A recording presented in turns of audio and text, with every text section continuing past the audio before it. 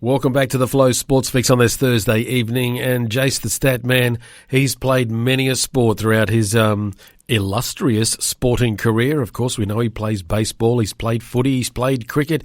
He's even very legendary at the game of table tennis. But what about his hockey career?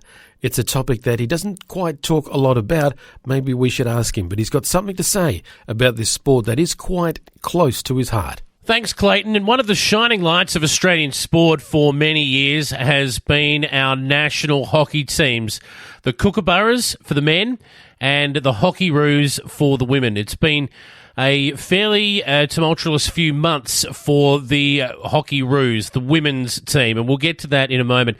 It should be noted that many Olympic medals have been won by both the men's and women's teams, but we have to go all the way back, and this is something that perhaps people might not realise. We've got to go all the way back to Athens in 2004, the last time an Australian hockey team won gold at an Olympic Games. And in fact, if we go all the way back to that, that was Australian men's only win at the Olympic hockey tournament. Of course, the Kookaburras did very, very well from that point on and have medalled just about at every Olympic Games and major tournament since, other than Rio, where we finished 16th. On the women's side, though, back in the 90s, we were very strong, as people would know. We won the silver medal in Sydney in 1990 in the World Cup, and then won the 1994 and 1998 World Championships. When it comes to Olympics, we've got a gold medal in Sydney in 2000, and in Atlanta we went back-to-back there, also winning in Seoul in 1988.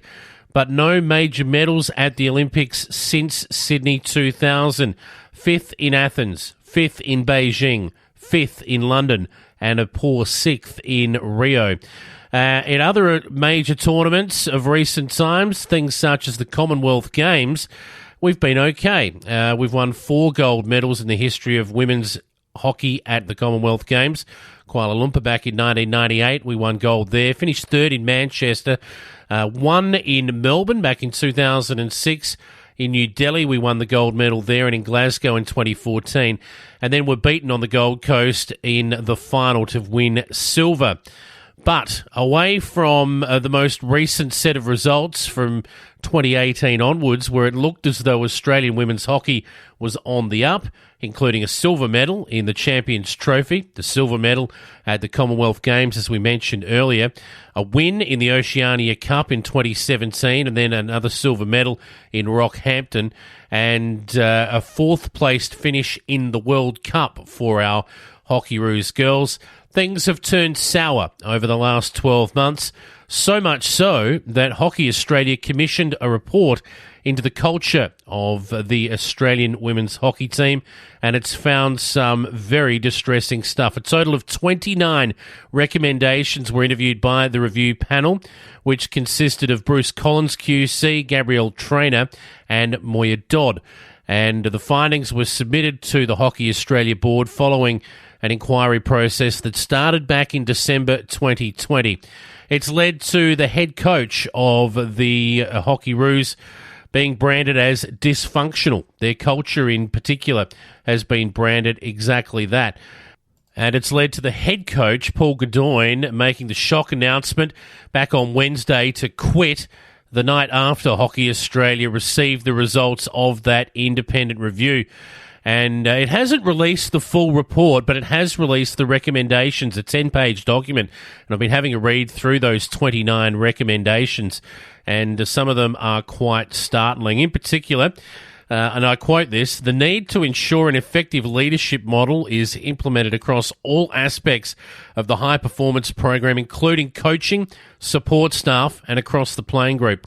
It also makes a recommendation here that they need to strike an improved balance with the demands of the high-performance program and life outside of hockey. And it also needs to have improvements in a range of governance areas to ensure greater oversight and the tracking of culture of both the men's and the women's programs. The final point here is the most concerning of all: embedding a culture of mutual respect and trust between all participants in the delivery of the high-performance program. That in itself infers that trust currently doesn't exist. And that seems to be what we're hearing out of the Hockeyroos camp. Now, high-performance manager Tony Gumpston quit in January after stating she'd lost the support of the Hockey Australia board, and Gumpston regularly butted heads, apparently, so we're told, with the significant portion of the player group who were unhappy with her abrasive approach. And that, again, encroaches in that space that I mentioned earlier about the balance between life outside of hockey and life with hockey. Now, assistant coach Steph Andrews and selector Sharon Buchanan, they were next out of the door. And now the head coach, Paul Godoyne, is out.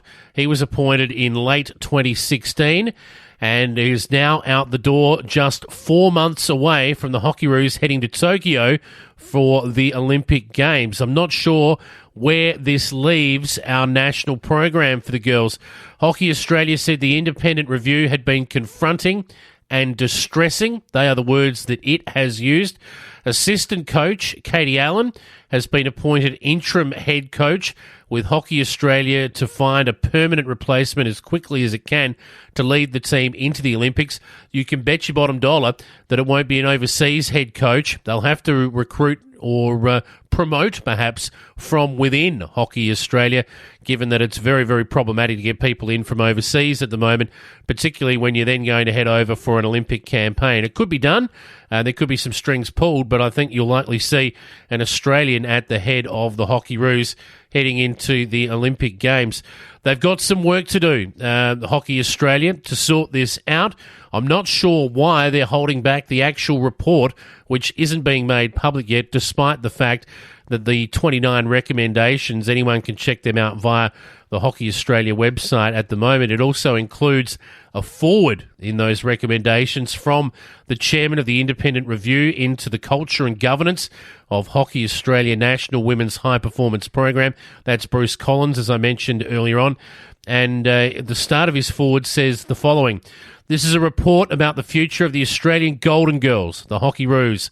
Still ranked in the top 3 in the world, the Hockeyroos High Performance Squad and Hockey Australia have been recently engaged in a process of soul searching."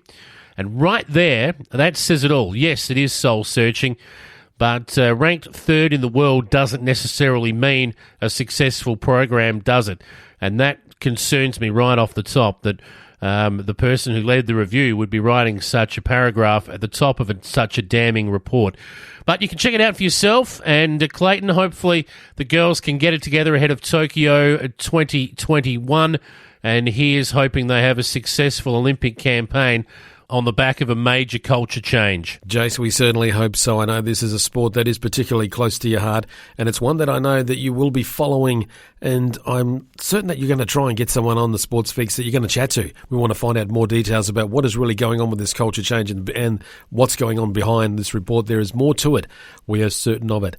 Jase the Statman looking at hockey, the Hockeyroos on the Sports Fix tonight. Still more to come for you, but coming up next, we're going to be speaking to Bronwyn Jonathan, PhD from the Australian Institute of Sport.